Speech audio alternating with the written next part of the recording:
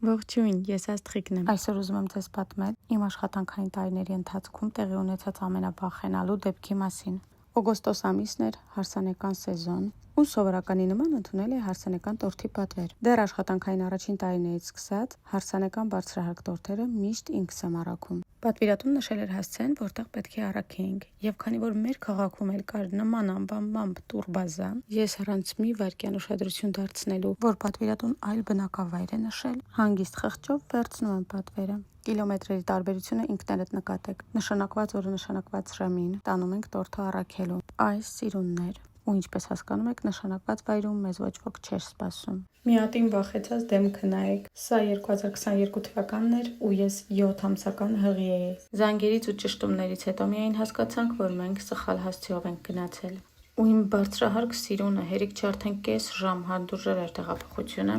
Դեռ 2 ժամվա ճանապարհ էլ պետք է անցներ։ Տեղ հասնելուց եւ փաթեթավորումը բացելուց հետո ես տեսնում եմ այս վիճակը։ Հասկանում եմ, որ փառք Աստծո հարկերին ոչինչ չի եղել, միայն շոկից եւ երկար ճանապարհից հապալասներն էին աչուձախ ընկել, ինչը մի փոքր վնասել էր տորթի տեսքը։ Իհարկե ռեստորանը իրենց խոհանոցում ինձ մի հատված տրամադրեց, որտեղ ես կարողացա շտկել տորթի վրա առաջացած թերությունները։ Մտքումս 1000 անգամ ինքս ինձ շնորհակալություն հայտնեցի, որ տորթը հավաքել էի բոլոր կանոններին համապատասխան։